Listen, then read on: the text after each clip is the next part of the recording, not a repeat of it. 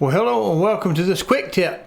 It's on how to secure your plastic sheathing so that it doesn't slip when you're doing your tile work. Roll title.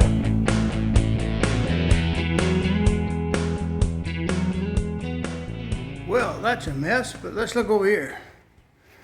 An old tip that I came up with years ago. I'm sure I'm not the only one to do this, or the original, but I just take my scissors, pinch up, and cut a square. Because in this case, I'm not going to have something to keep it from slipping around. Focus, camera, focus. I like it when it does what I tell it.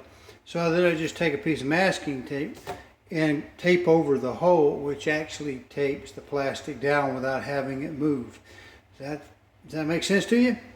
If you like this content, please go to calldeltosell.com, find the tab that says on YouTube, click it, and it'll open up a page of QR codes. There you can use a smartphone to scan and get to the YouTube page, or you can just mouse over and click it on a PC.